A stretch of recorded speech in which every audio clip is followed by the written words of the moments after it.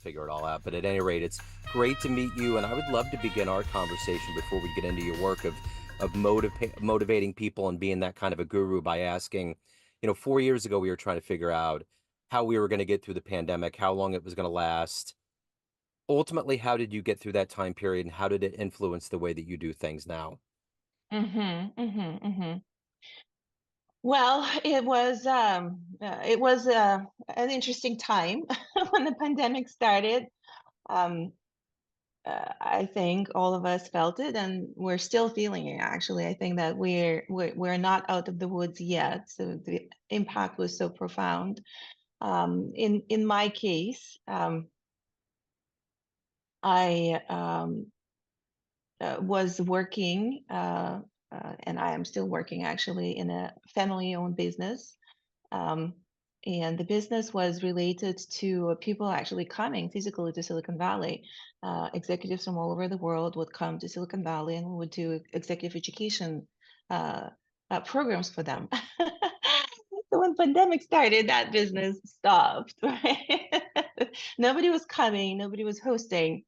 So that had a profound impact. And so we were sitting in Silicon Valley in this super expensive house, looking at our business going down the drain. So I was like, what are we doing here?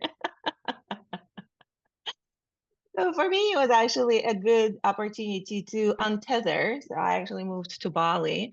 Um, Serendipitously, it wasn't very well planned. It was supposed to be for a year and lasted 3 years. And it also gave me an opportunity to stop and look around and see what I want to do next.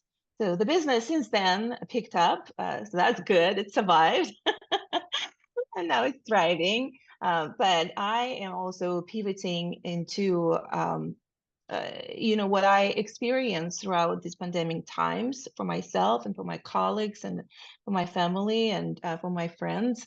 The kind of a cycle of burnout and how to get out of that burnout. So that's my passion now and my mission now to help people get out of burnout and create harmony in their life. So I have my personal experience, I have my background in psychology, I have my background in business that allows me to do that with authority and impact. So that's my stories. And the pandemic, as you know, actually accentuated all those issues that we had before when people found themselves kind of stuck in the houses and stuck overall, not just houses, and it brought up so many issues like what is it for? What am I here for? What's my purpose in life? Right. And so on and so forth. Am I in the right career? Am I in the wrong career? And a lot of that was really kind of brought up and triggered by the pandemic situation. Does that make sense, Neon? Yeah, makes total sense. So I want to further that notion, and I'm going to put you in front of a bunch of third graders at career day. And to get to the heart and soul of what you do on a daily basis, one of the kids asks, "Hey, what do you do for a living?" How do you answer that child? Mm-hmm. So I share my experience. Most of the time, that's what I do. I share my experience. I provide information in different formats, in the formats of interviews like this, in the formats of work, uh, was it master classes and workshops, and I organize retreats for people who kind of want to accelerate that path from burnout to harmony. So that's what I do, and I learn. I learn. So I learn and I share information. So, what did you want to be when you were in the third grade? What was your dream? I wanted to be an actress and a singer. So that was my passion. Music is my passion. I finished the musical school and actually picked up that passion recently. I'm writing songs now and about to launch the first one in the next 4 to 5 weeks. I'm very excited about that. It really gives me a sense of fulfillment. It brings me joy. It kind of, stirs my creative juices. So that's interesting that I did go back to that passion that I had when I was in third grade to create music, to to practice music, to listen music, to live with music. And then out of high school, I decided I wanted to be a psychologist. So I followed that passion too.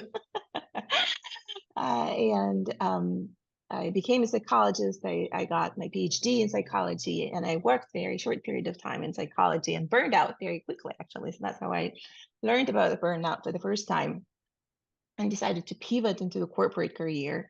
So most of my career actually spent in Silicon Valley in high tech industry, kind of utilizing my gifts and a passion in some way or another.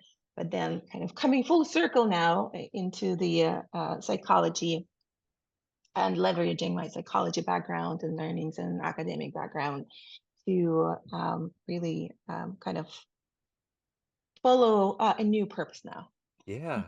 So who's been a hero for you? Who's been an inspiration for you in your life? Well, there's so many. So I inspired by people who act fearlessly. So that's the inspiration. I know that I had my past chartered. Kind of, I wanted to check all the check boxes.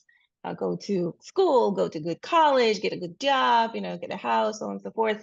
But I'm inspired by people who charted their own course fearlessly and did not follow that prescription and that route.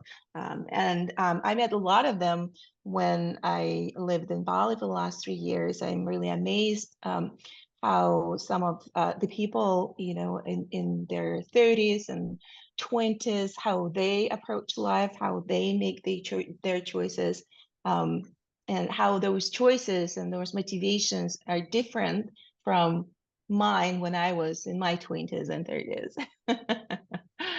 So does that answer your Yeah, question? it 100% answers my question. So I'm curious if you could meet one person alive on the planet right now that you find interesting or fascinating, who would that be? Who would you love to spend time with?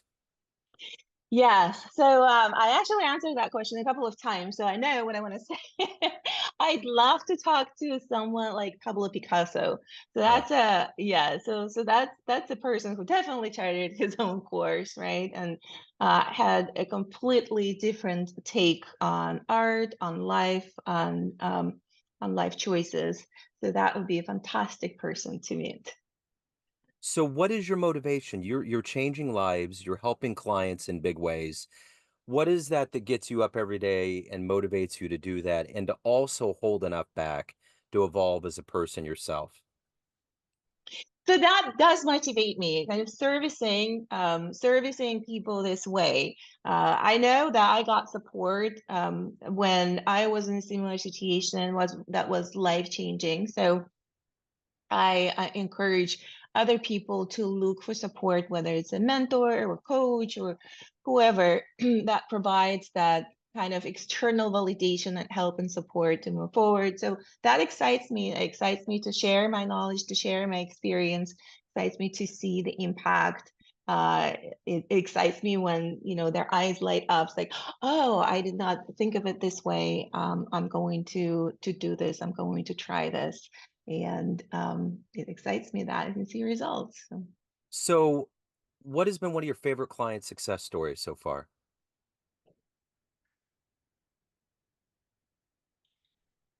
client success stories. Well, I actually like to the client success story.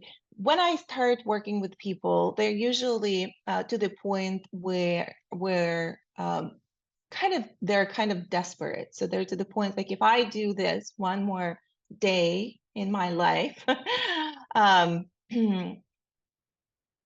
I'm going to kill myself, right? So I'm exaggerating, but it's like I cannot take it anymore, right? So I'm ready to quit whatever it is. I'm ready to quit my job because I cannot take it anymore. I'm ready to quit my relationship. I'm ready to quit this, and that. So what excites me actually to see and unwrap what is it that really brings that sense of despair. And usually it's not really jobs. A lot of people I work with, they do pursue their passion, they love their job.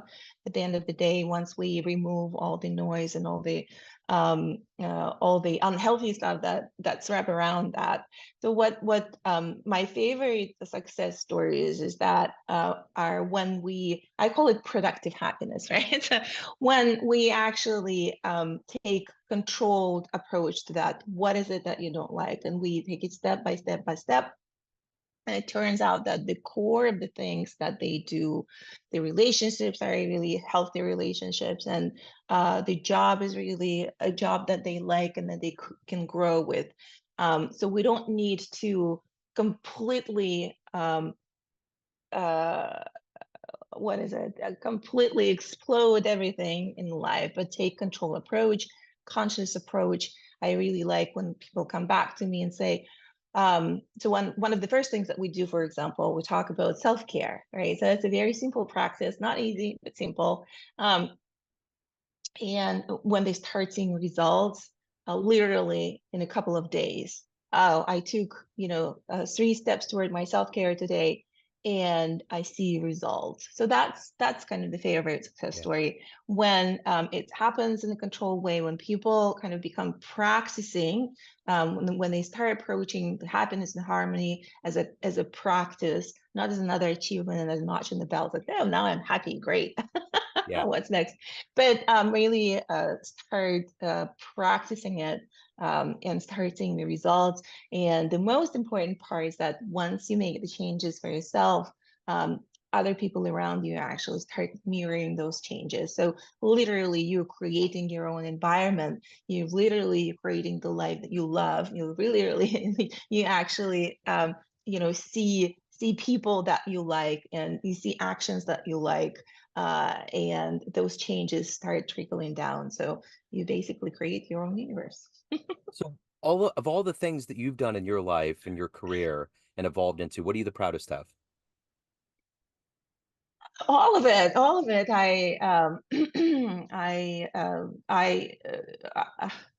I approach each and every experience in my life as a learning lesson. So I cannot remove anything out of it, and I don't want to add anything to it, especially in the past. So everything really provided me to with the experience and the lessons and learning opportunities and growth opportunities to be where I am. So I'm in the best place ever in my life, and I'm sure that there is better things to come going forward. So that's my personal approach to all that, and I'm proud of each and every step that I took, no matter how it felt in the moment. So, Victoria, at the end of the day, everyone has a perception of you, family, friends, clients, but you run the show. What's your perception of you? Who do you think you are? I am. Oh, that's a deep question. I don't know how to answer that. I guess it's all about I'm. Yeah. perception. You know, we all have these perceptions, but you're the one that's leading the march. Mm-hmm. Mm-hmm. No, I'm a human being enjoying my experience as a human being. I like it. So, if anyone out there wants to hire you, reach out, learn more, where's the best place to go? The best place is to find me is on LinkedIn, Victoria Mensch, and you can see all the things that I work on and all the offers that I have. You can book an appointment and we can talk about you and explore how you can get from a burnout to harmony. And I also run retreats, as I mentioned. So if you're interested in that, you can find that on my LinkedIn account as well. The next one is in October in Bali. After that one, we'll have another one in April for personal growth and personal transformation. So that's a fantastic experience as well. Excellent. Victoria, this has been wonderful. Thank you so much. Keep doing the great work out there. Thank you very much, Neil. Thank you for having me. You bet. Have a great day.